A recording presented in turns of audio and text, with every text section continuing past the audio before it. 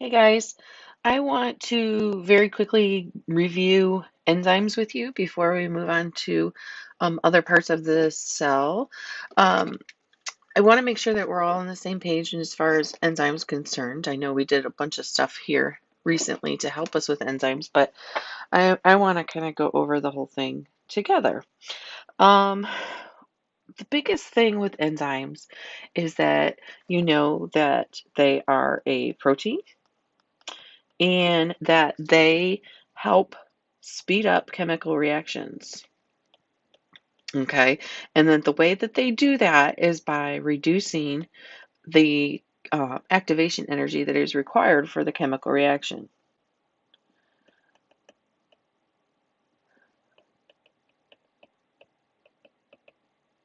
Okay, so basically, what's happening is if you have time on this axis and you have energy on this, and you have a chemical reaction starting, it's going to take an initial input of energy in order for that chemical reaction to take place. And you have something that looks like this. The chemical reaction will eventually take place, but it has this amount of energy that has to take place first before the reaction will continue. Okay, now what happens is with an enzyme, your activation energy or the little our little plot here kind of looks more like this. Okay, so it lowers the amount of activation energy, and so now much less is required in order for that reaction to take place and proceed. Okay, and that's kind of the whole idea behind how the protein actually, or how the enzyme actually makes this work. Okay, now a enzyme is what we call it in biology, um, and in chemistry, you would call it a catalyst. Okay, because it's catalyzing the reaction, meaning it's making it go faster. Um, an enzyme is just what we would call a biological catalyst.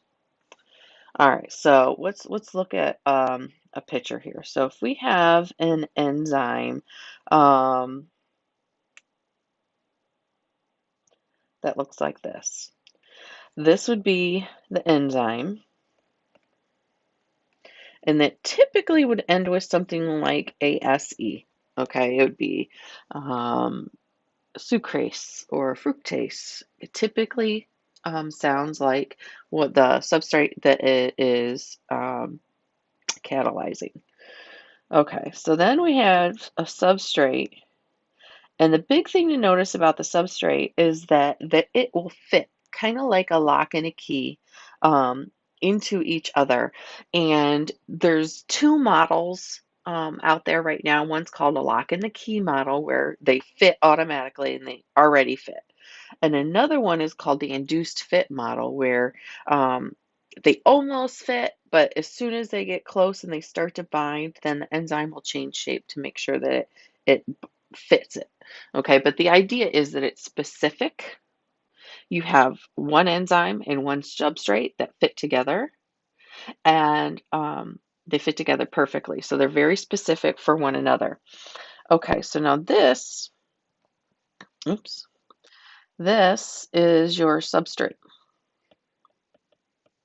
Now, we've been talking when we've been doing the substrates, we've been talking about sugars as a lot in terms of what the substrate is. But I want to make it clear that the substrate can be anything. It does not have to be sugar.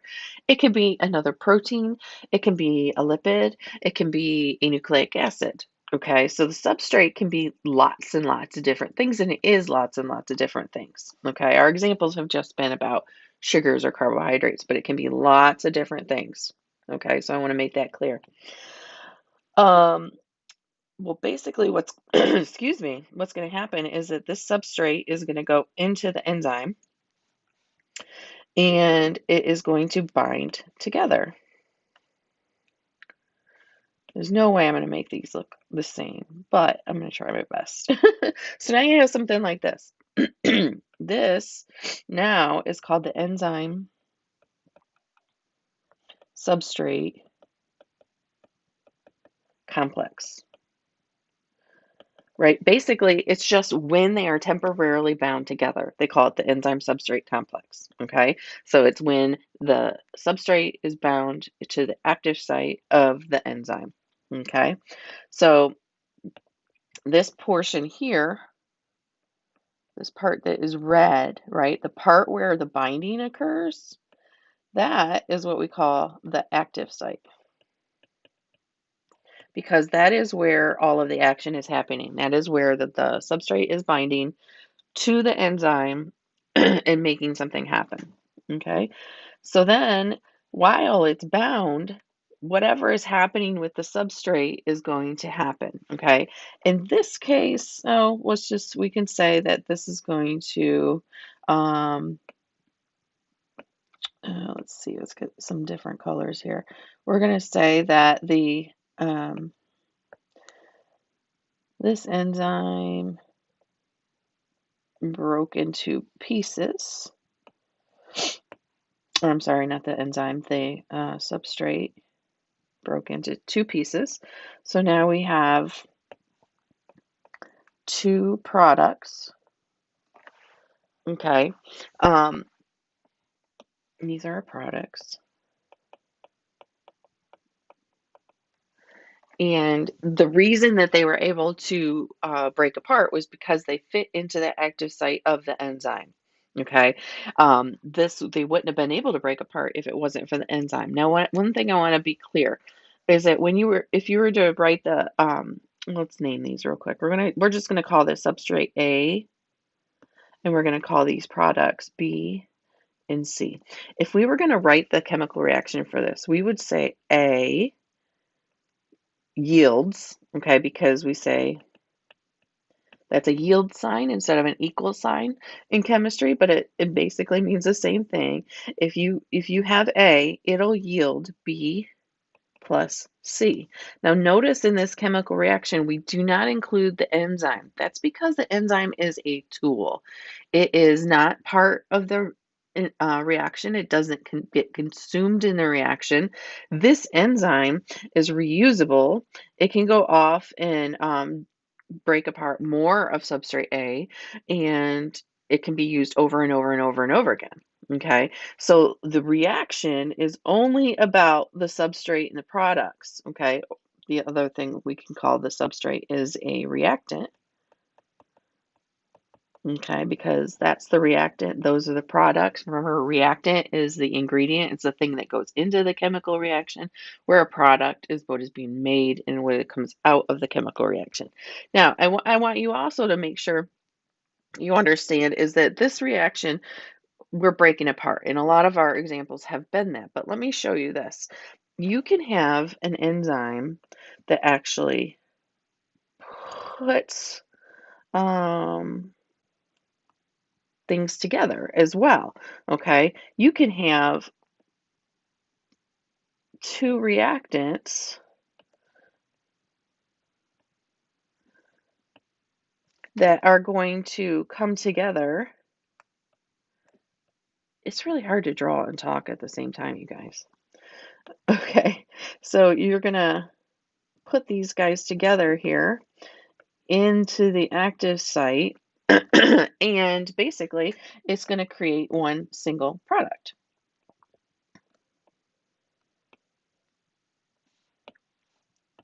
Oh, this is really bad.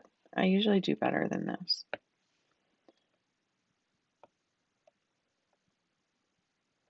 Okay, so you have the reactants now coming together.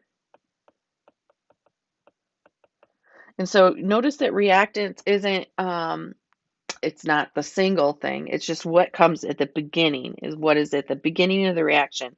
So your reactants now, instead of just being one thing, it's two things. So we have A and B and then product C. So now our reaction looks like A plus B yields C. Okay, so enzymes can put things together as well. That's important to know. So here's your enzyme. Here's your enzyme substrate complex.